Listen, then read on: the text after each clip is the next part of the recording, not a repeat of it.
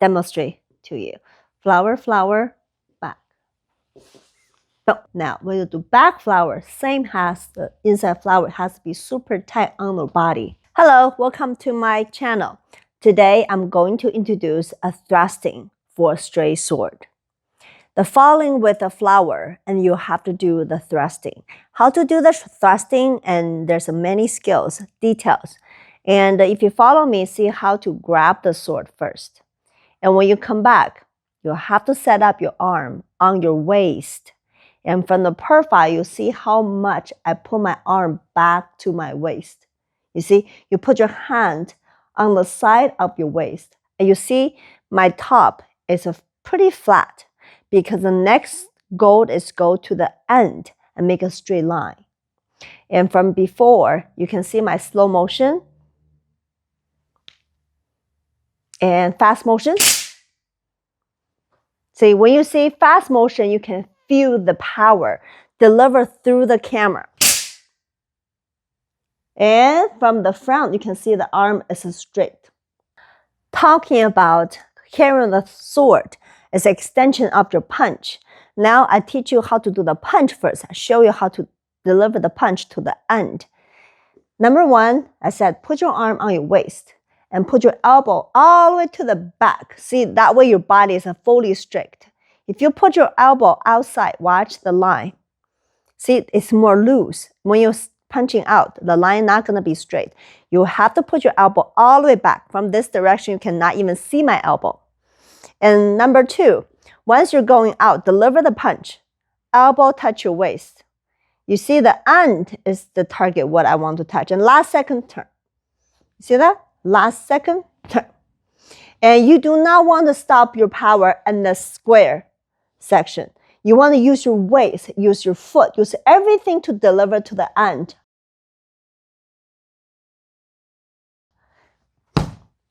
So it's a power extension. That's why when you carry the sword, it's the same concept. Watch me one more time. Doesn't matter what field format. Boxing, extension. Wushu basic punch. You see my elbow. You see my elbow. You see my elbow?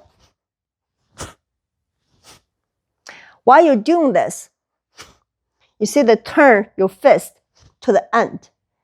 And then you want to exhale to put all the strength to the end of the punch and deliver to the end. Straight line, back. Straight line, back.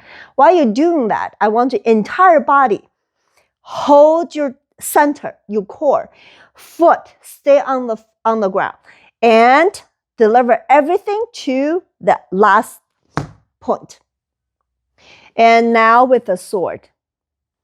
How to deliver the line straight into the end. And you have to put your hands on your waist, and then while you're delivering the thrusting, look at my arm, look at my elbow. Elbow is the point. Touch your waist. Don't change the line. Your final goal is go to the end of the center.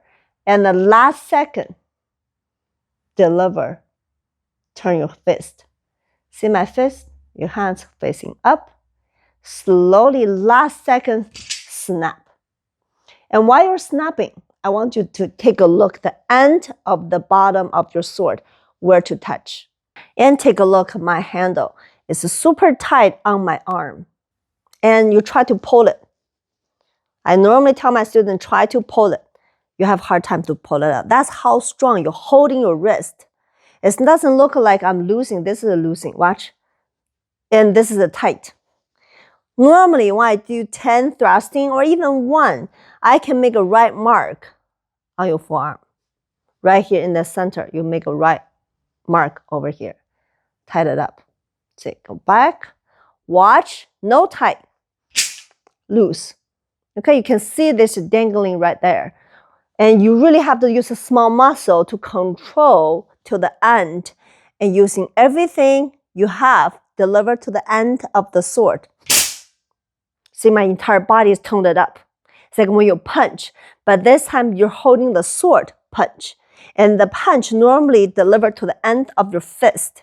But now weapons become extension of your arm. And then when you do out, you have to think through the top of the sword top and then deliver the power to the end and try to pull it.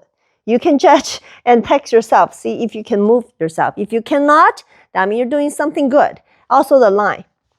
Watching the top and my shoulder on the same line. If you do the line individually, you see the line, and my wrist is a slightly higher because everything you work to help the sword make a straight line.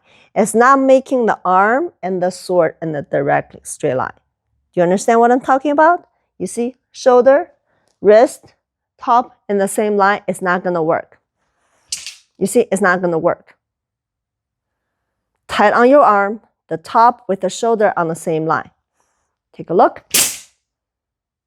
For sure, you will deliver the power to the end. The good martial art is when you see the sword forms, you can feel the power is connecting with the sword. It's not disconnecting. If I losing my arm, make a flower, in a very short time, I can control my sword, go to different direction. It's all about the end, how tight you're going to touch your sword into your forearm. Now with the sword, what I show you, square your body, not to turn. You end up like, you see this motion? Can you see the power go through versus second one? Using the waist. Extension your body, make sure that 1 inch long is more powerful. That's a concept in Chinese martial art. You see when I'm going out, everything in my body is tightened up, using all the strength delivered to the end. And based on that, if you make a point in front of you, you want to think about you go beyond that point. Just like when you go punch. You're punching right here, but no, your mind goes through. You want to think about the chi, go through the wall, go through the other side of the target. Watch. So everything delivered to the end with a sword. Square. See, I stop at that point. Now change my mind concept.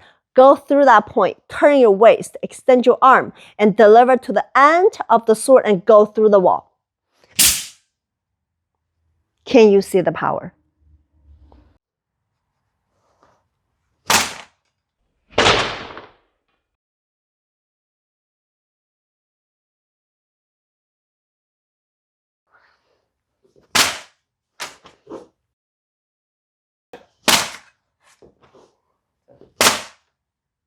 Thanks for watching. I'll see you next time with the flower and the thrust together.